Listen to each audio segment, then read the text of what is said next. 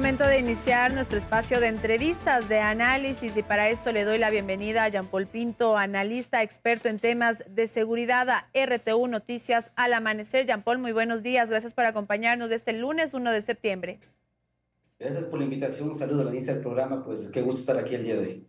Jean Paul, hemos visto un titular verdaderamente alarmante el fin de semana, y es que justamente en nuestro país el asesinato de menores de edad aumentó en un 58% en Ecuador. Estas cifras, yo digo, son bastante espeluznantes. Jean Paul, ¿usted cuál creería, cuál es la teoría por la cual han aumentado justamente los asesinatos de menores de edad en nuestro país?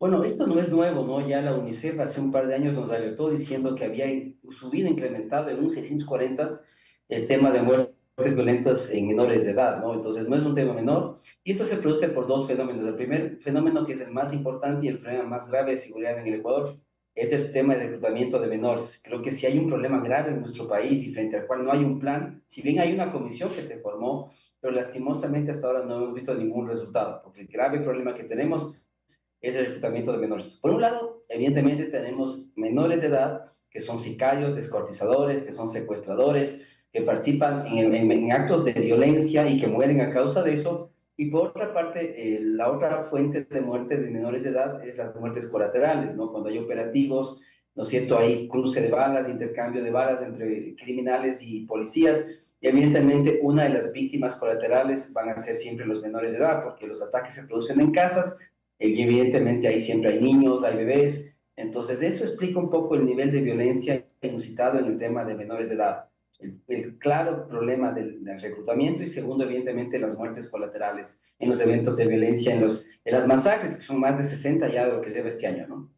Específicamente en el tema de reclutamiento, Jean Paul, que es de hecho una de las principales causas para el aumento de estos asesinatos. Específicamente en este tema, ¿qué puede hacer el gobierno? Porque vemos que justamente se toman ya medidas como la renovación de los estados de excepción, la salida de los militares y policías a las calles, pero no sé si ahora ya se debe optar por otras decisiones como la inversión social, el tema de la educación, el tema del deporte. Ahora vemos que empezamos ya un nuevo periodo lectivo en la Sierra y Amazonía, pero creemos que falta tal vez en temas educativos, en temas sociales, para que los jóvenes no se sientan atraídos por estas bandas criminales. Sí, en eso creo que hay una deuda importante del gobierno, porque en el tema de educación hemos hecho muy poco, ¿no?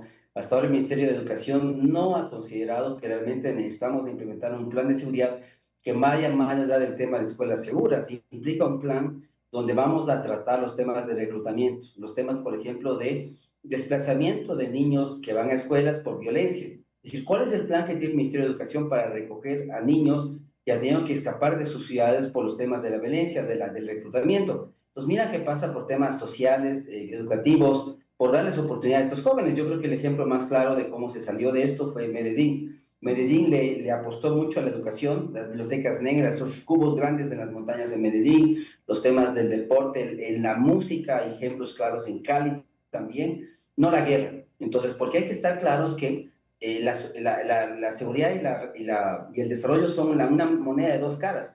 Mientras el IDH es más alto, la tasa de homicidios baja. A más alta tasa de homicidios, un IDH más bajo. Es decir, sus políticas de seguridad no están en la militarización, en el aumento de policías, están en el tema de medidas educativas, sociales. Porque si mañana estos jóvenes dejan las armas, ¿qué les vamos a ofrecer? Becas de estudio, emprendimiento, capitales semilla. ¿Qué vamos a hacer si el día de mañana estos jóvenes deciden dejar las armas? No les hemos ofrecido nada, no tenemos nada para ofrecerles, porque no estamos claros que actualmente lo que necesitamos es hacer mucha inversión en lo social, en el tema, inclusive el sector privado que puede apoyar con proyectos para sacar a miles de jóvenes de la criminalidad. Aquí el objetivo más importante hoy día en el Ecuador es sacar a miles de jóvenes de la criminalidad, pero frente a eso no tenemos nada. Hace 2 años esperamos el plan de seguridad integral que es potestad del Ministerio de Defensa y hasta ahora no ha salido. Es el plan que necesitamos, con una mirada integral multidimensional de la seguridad, con políticas sociales, económicas, sector privado, pero carecemos completamente de eso.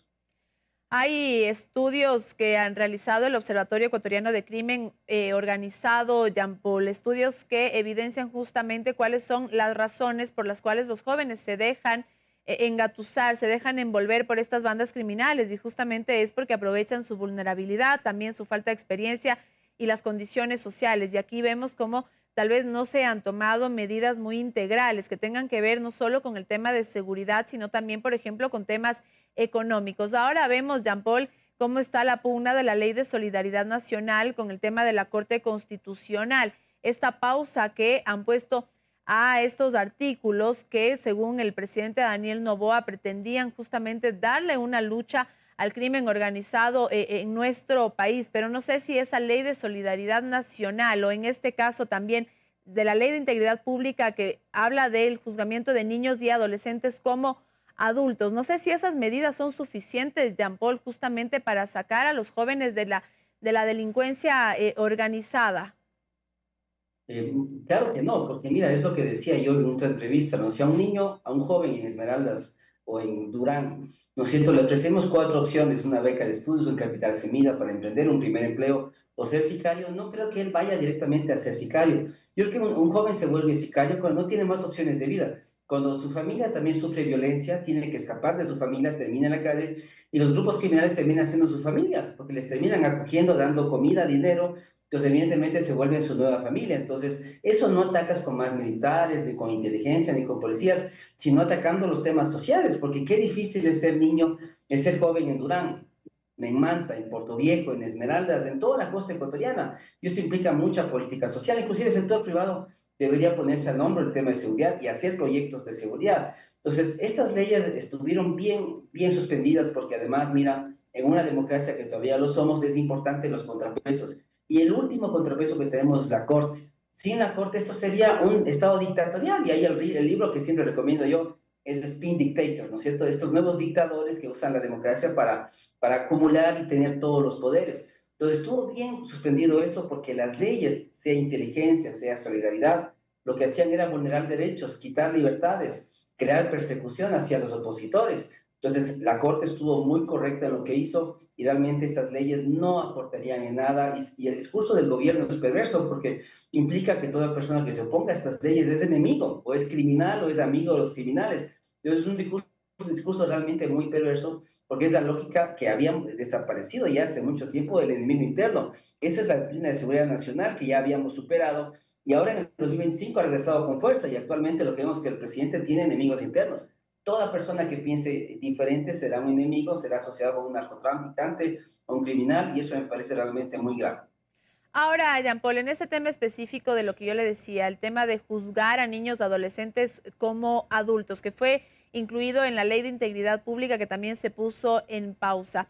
Vemos cómo, por ejemplo, en Colombia, Jean Paul, el asesino de Miguel Uribe Turbay, era un joven de apenas 15 años, el sicario del político colombiano. Él obviamente tendrá medidas como un adolescente de 7 u 8 años, me parece, va a estar en un centro de privación de libertad, pero para adolescentes. En esos casos, Jean Paul, ¿tiene que seguirse tratando a un adolescente, a un niño con esas medidas, o usted cree que tal vez debe haber un cambio? Tal vez, no sé si tan radical como un adulto, pero sabiendo que ahora justamente estas bandas criminales los utilizan, los envuelven, aprovechándose de esa vulnerabilidad, ¿no cree usted que tal vez por ahí se tenga que reestructurar o se debe mantener como está?